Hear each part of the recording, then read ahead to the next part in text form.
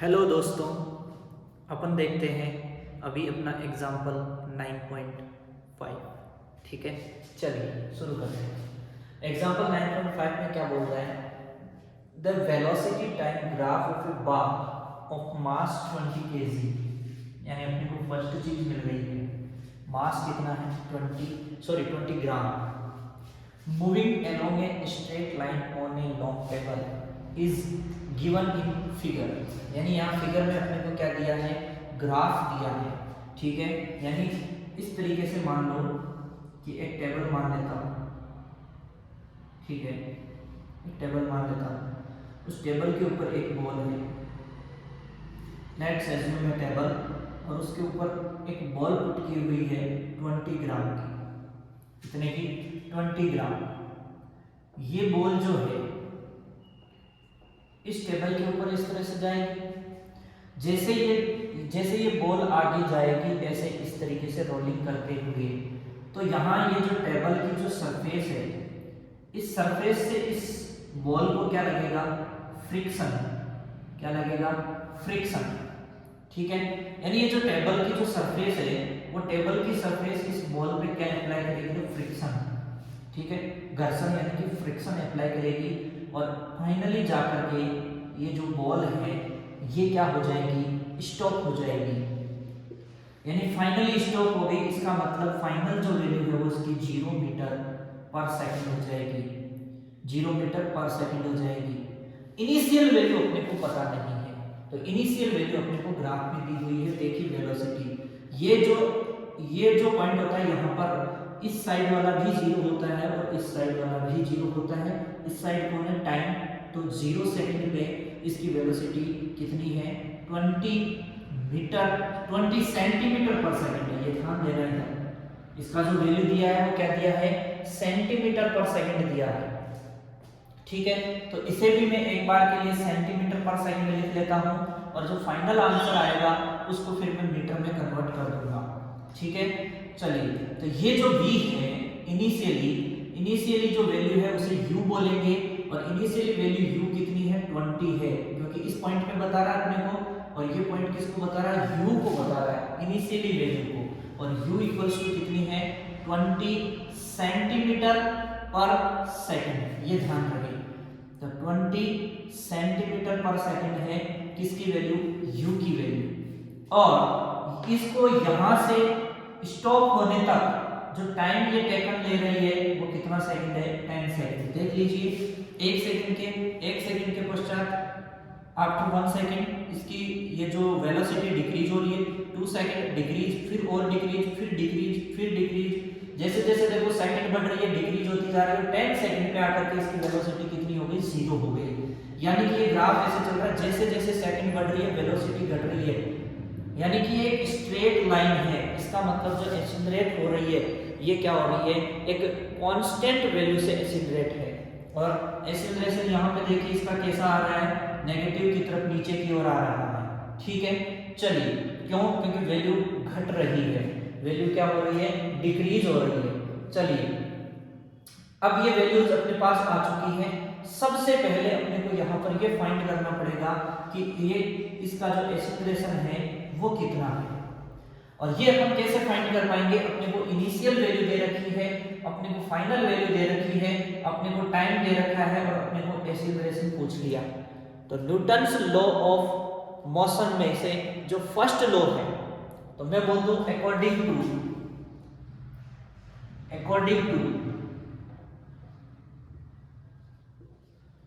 First law of motion, Newton's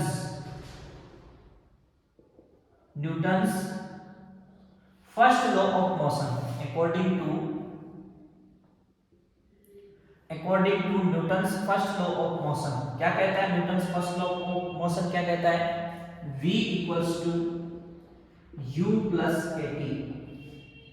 Newton's first law of motion क्या कहता है? v equals to u plus at।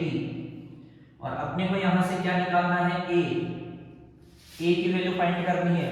तो देखिए, v अपन कैसे लिख देंगे? v, इस u को मैं इस तरफ लेकर के आता हूं, तो v minus u equals to 80, अपने को क्या चाहिए, a चाहिए, तो a इक्वल्स टू क्या हो जाएगा, v minus u upon t।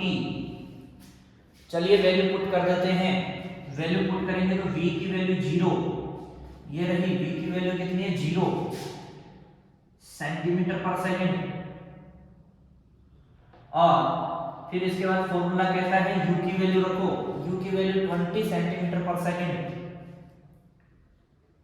20 centimetre पर सेकंड अपॉन टाइम कितना है, 10 सेकंड।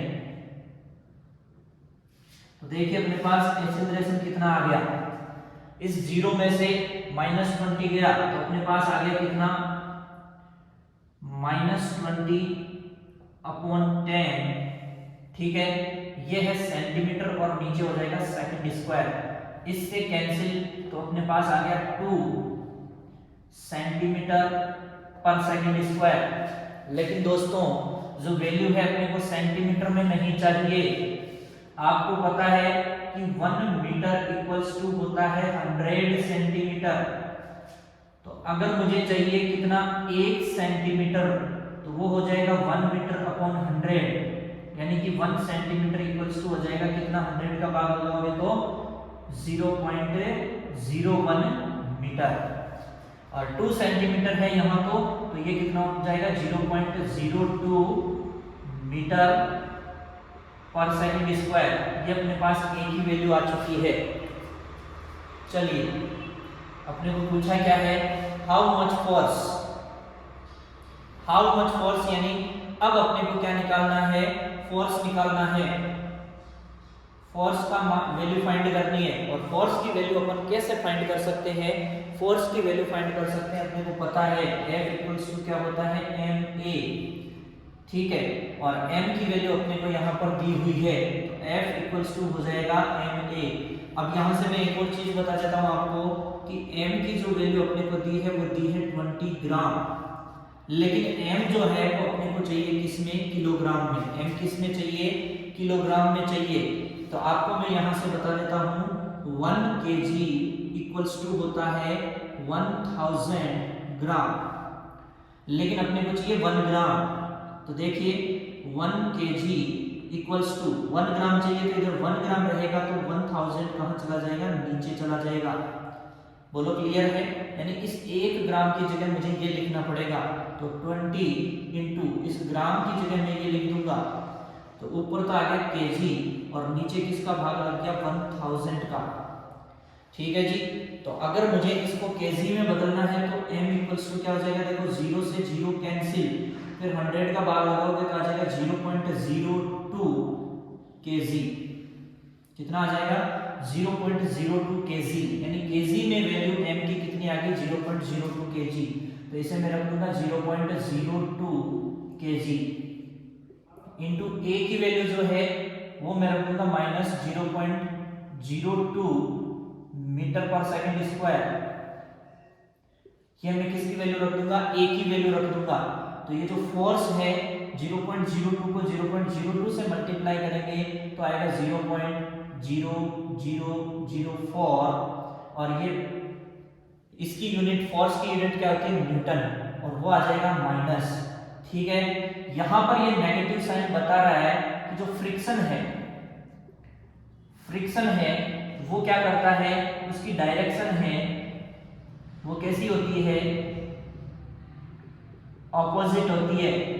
बॉल की जो डायरेक्शन है उस बॉल की डायरेक्शन तो इस तरफ जा रही है, यानी फ्रिक्शन की जो डायरेक्शन रहेगी वो ये डायरेक्शन रहेगी, यानी बॉल का जो मूवमेंट हो रहा है उसकी ऑपोजिट डायरेक्शन किसकी रहेगी, फ्रिक्शन की रहेगी। बॉल आगे की तरफ जा रही है, फ्रिक्शन इस डायरेक्शन में लग रहा है, तो यहाँ से क्या होगा, धीरे धीरे धीरे धीरे बॉल क्या हो जाएगी, जो स्पीड है स्लो होते होते बॉल क्या हो जाएगी, रुक जाएगी, स्टॉप हो जाएगी।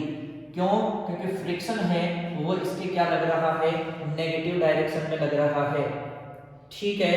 तो इस तरीके से ये एग्जाम्पल 9.5 अपने हुआ कंप्लीट, ठीक है दोस्तों। अगर अच्छा लगा सॉल्यूशन तो कर दीजिए इस वीडियो को शेयर। बाकी जय हिंद जय भारत।